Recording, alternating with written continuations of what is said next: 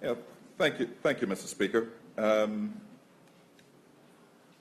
want to thank you for the seminar and your team. I appreciated the fact that, and I've been talking about it in this House for some time now, of the temperament in the House, and I've spoken to you personally about some of the issues that I felt that we needed to address. And so I just wanted to get that out of the way and say thank you for that opportunity, Ms. Wolfe, you as well, and a lot of the work that you did to organize this two-day seminar that I found to be rather helpful in clarifying a lot of issues that we have had as we have moved along in this House, and especially, sorry? Let the member talk. Members on his feet. Members on his feet. There we go. And members on his feet. That just goes completely into the issue that we are having in this House. I was there the second day. I know that his car was there, but I certainly didn't see him in the morning on that second day. I was there. What he would need to do, the honorable members, worry about himself rather than everybody else before he opens up his mouth. Because there's certainly enough stuff to throw around in this House, and I try to prevent from going that route, but invariably there are members within this House who just can't get out of their own way. Can't get out of their own way, Mr. Speaker. And so I recognize that, certainly the honorable member always has a lot to say. We just want to make sure that the honorable member gets the right bus schedule in place so that we can ensure that our people can catch the bus, Mr. Speaker. So if he can just concentrate on that part. It's been 17 years trying to get to a schedule, Mr. Speaker, and we finally got there. We had a whole lot of fanfare around the fact that we have a schedule. We go and put a schedule in place, and then we ask questions about it, and we have to revert back to the old schedule. Members. So the honorable member again needs to stick to the issue of the ministry that is in and fix it. That's all we want. Because Mr. and Mr. Bermuda, who's catching the bus, we're very much concerned. In fact, we had videos going around, people screaming, literally screaming at the bus drivers, which was unfair to them. They didn't put the schedule in place. And to have a schedule that was put in place that had to subject them to other Bermudians, Mr. and Ms. Bermuda, screaming and shouting at them, quite frankly, is concerning and was concerning to all of us. And I know it was concerning to the minister as well, which is why we've reverted back to the schedule that was in place before, and hopefully we will see, as we go forward, some positive changes. But the chirping doesn't help the matter. He can say all he wants in this House and go back and forth. It's not helping the schedule. Which brings me to a storyline of the other day I was riding down on South Shore, Mr. Speaker, on a bike, and there was a van in front of me, and as we were going by the Botanical Gardens there, he was put on his indicator to the right, and next few minutes later to the left, but kept going to the left again and to the right, and I was like, what in the world is going on with this guy? I can't understand what's happening here. You know, and at first I was like, well, maybe he's lost. And then I realized as we got down towards going past Collectors Hill, towards the traffic lights, he certainly wasn't lost because the lights just kept going on left and right. It wasn't until we got to, Mr. Speaker, the traffic light where I had the opportunity to slow down and to essentially stop.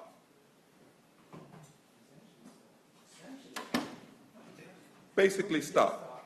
We stopped. We stopped. They understand what I'm saying. We stopped. Yep, you continue. You continue. More comment for you.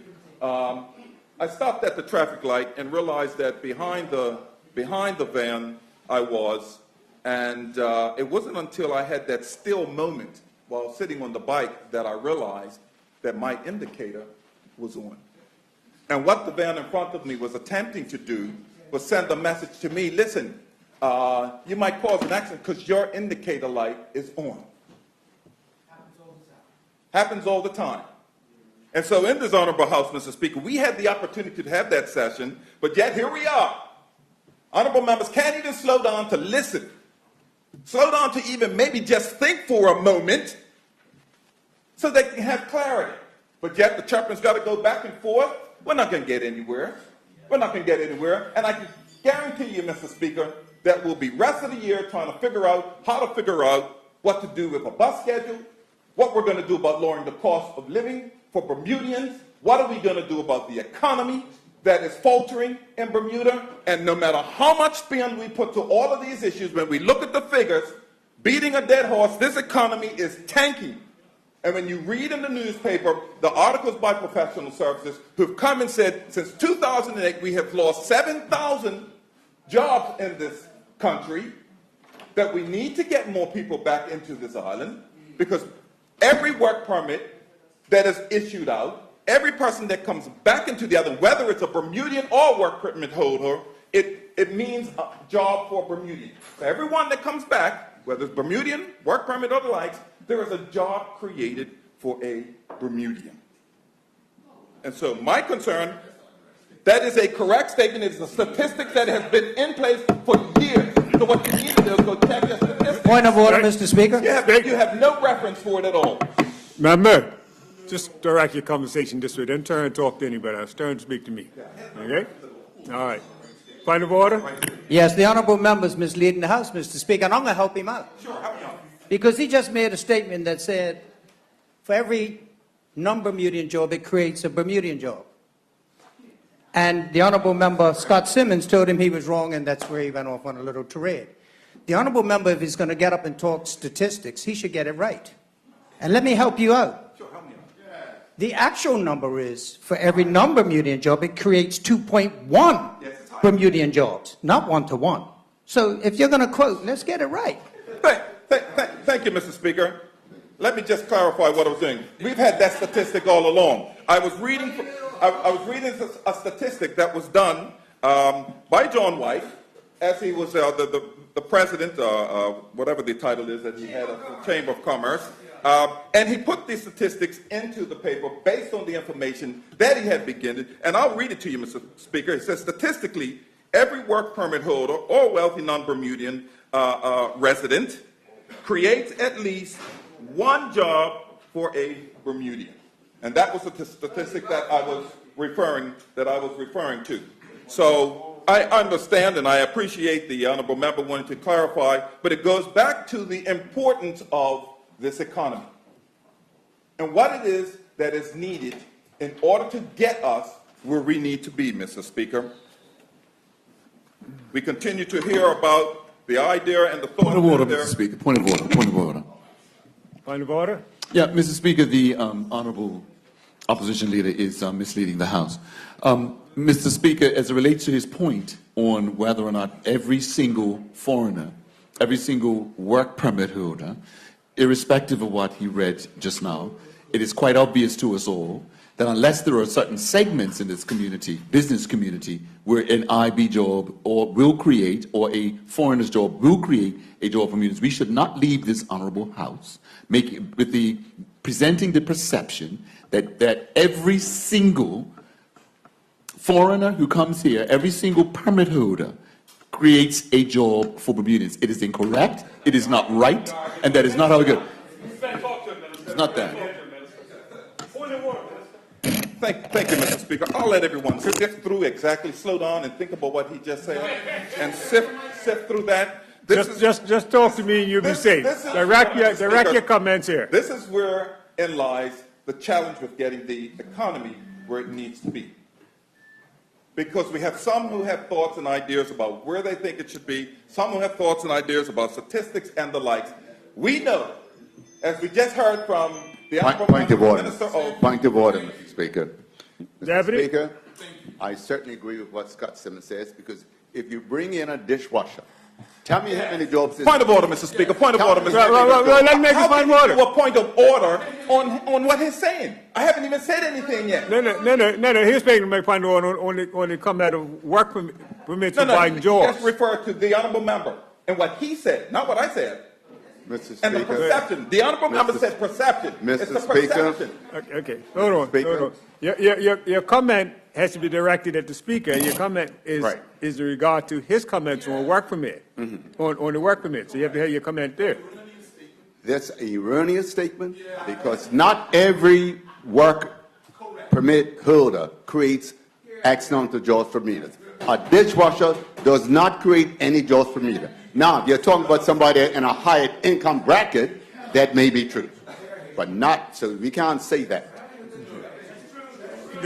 Thank you, Mr. Speaker, and I'll probably get point of order right on through the total amount of our time, but it is incredible that I would hear from two honorable members that doesn't understand that even if it were a dishwasher who is washing dishes, he spends money in the economy.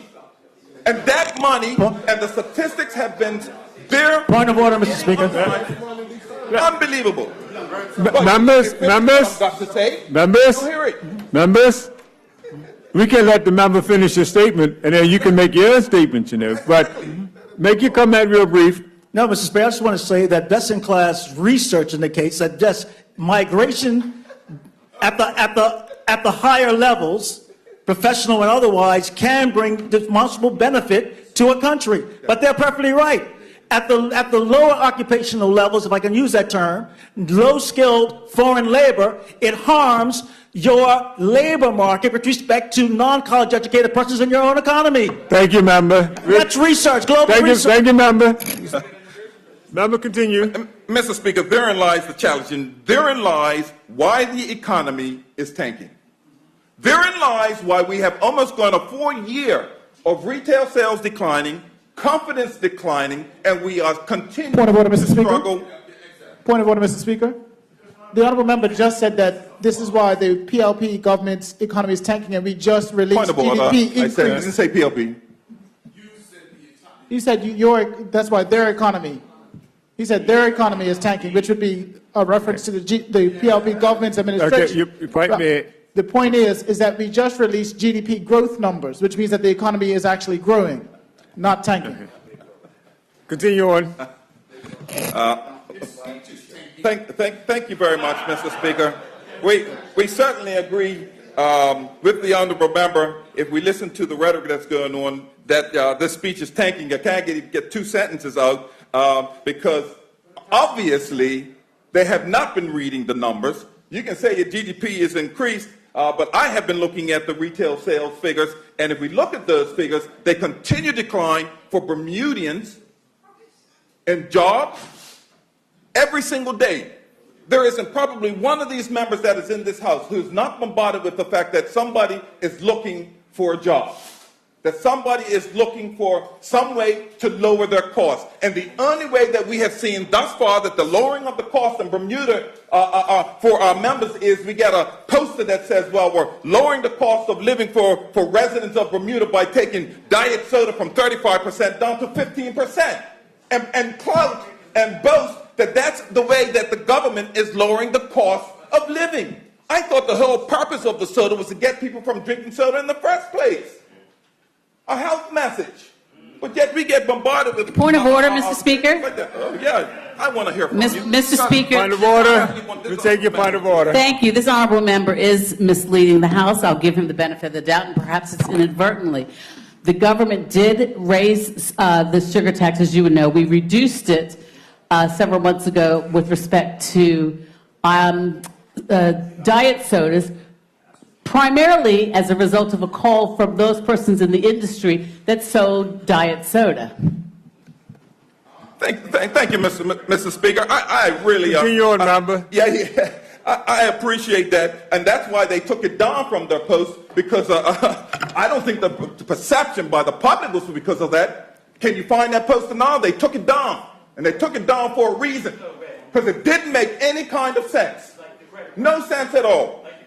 None whatsoever. And the honorable member gets up in this House talking about a sugar tax. Had they listened to the people, they didn't want this sugar tax of 75%. 75%. Yes, and I'm going to let's talk about who they are. Mr. Speaker, they had the honor of having 25 seats in this House, where the people of Bermuda voted unanimously in favor of them. But yet to this day, yes, against the OBA, and to this day, We have not lowered the cost for for business. We have not lowered the cost for people of Bermuda, Mr. and Miss Bermuda. And now, as the honorable member said to me earlier, talking about perception, the perception is out there. What is going on? What is happening? The only thing that we are hearing about is fintech. And then when we hear from the premier, we hear from other members, we are sticking to our guns. It is the fintech area. We're going to go ahead with this here. But what about the economy? And now you see it outplaying outright in the newspapers, where businesses are now complaining, coming right out and saying, listen, by doing this here, there are inadvertently, we are affecting other things, not understanding how everything is connected. And so the premier gets up and he talks about, we measured several times and then we cut once. Well, all you got to do is look at what we've been doing in this house. That is not the case at all. And we're having to come back, and then the people of Bermuda are coming back and complaining, and we're having to revisit and look at things. And yet, this opposition has said, listen, we got one day just to do this bill. Okay, in the earnest of, wanting to make sure that things get done, we cooperate, and allow bills to go through in short periods of time. And then what? We have to retract. Or have to go back over and listen to things. And so the perception out there, not amongst, they can say all they want about OBA supporters, but the perception amongst those 25 seats and the constituents in those 25 seats, because if this government believes that we're not out there listening, that are some of our members who aren't connected to the ground, then they're being fooled by themselves. We are hearing that people are out there who are complaining today about the condition and where Bermuda is today. One of the issues that Bermuda has is this. Unless we start getting some things going here, which is not happening, it's not happening. Now we're starting to see where the tourism figures are starting to falter after almost 2 years of this government. I'm not blaming them, but it's starting to falter. And what that means is if that starts to falter, then jobs start to falter. Just like what we see what's going on with the locals who are in this community, who have businesses, who are trying to survive out there, who are trying to get something going, who are trying to keep Bermudians employed, it's faltering. And now on top of that, we have international businesses who are going forward with.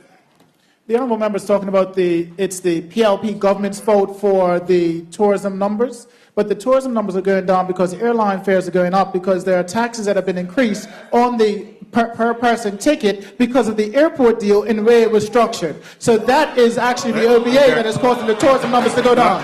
Thank you. You know what? I am so glad that the OBA exists, because every time something goes wrong, or every issue that this government has to deal with, every single issue that they have to deal with that comes up and they are questioned on it, the answer always is, oh, well, it was because of the OBA. Well, Mr. Speaker, let me remind him of something. We had 14 years of a PLP government that put a whole lot in train, and they wanted 4.5 years for our OBA government to fix it. They go on and on about the mold issues and all of these things. When the mold was existing back then, the mold might have been gray then, but it's now black. Just like we got blacklisted because of errors. Because of errors, Mr. Speaker.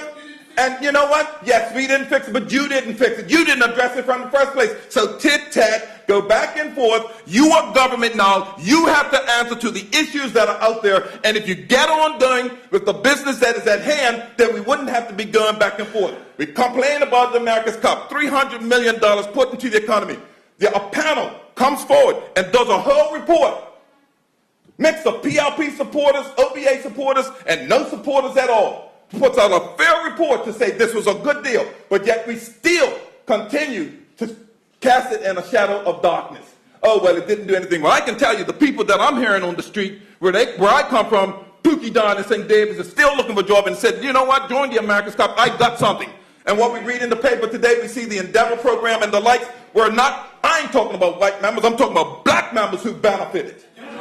Black members who benefit from the America's Cup. Okay?